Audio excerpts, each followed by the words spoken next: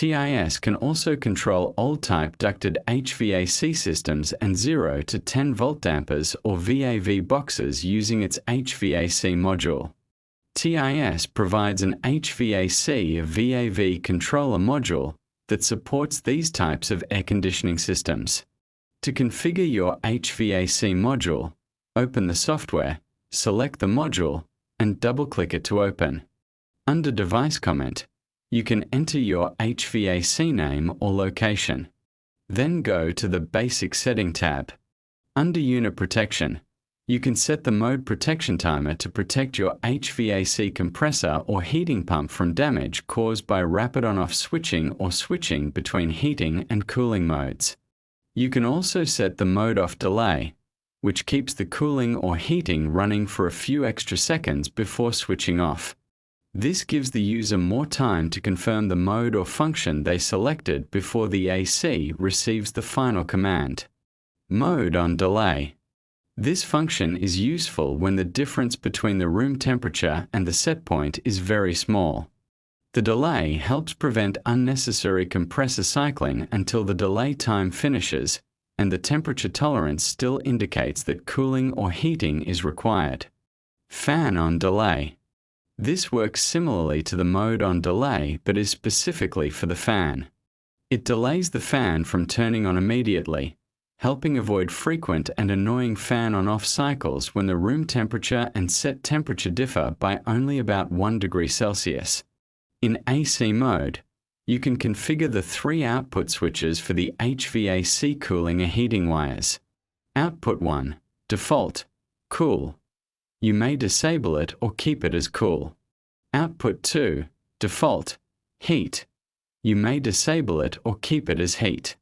Output 3, you can configure it as Cool 2, second stage cooling. Heat 2, second stage heating. Auxiliary switch for any function controlled by single channel 3 on-off command. Reverse valve OB connection. This output turns on whenever both heat and cool are off. It drives the water valve to the closed position so the fan will not blow cold or hot air. Some HVAC units require this valve type. In the CPH time field, enter how many cycles per hour the HVAC heating or cooling should run. You can see your typical recommended CPH values depend on your system type. If your HVAC module is connected to a VAV box or a 0 to 10 volt damper, you can set the output voltage for high, medium, and low, then press Save. Some TIS keypads contain 3 relays and can be configured for single-speed HVAC operation.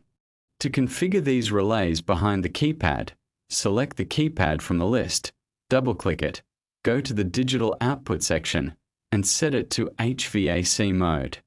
Write comments for each channel, then press Save. To assign a TIS keypad with thermostat function to the HVAC module, select a keypad from the list and double-click it.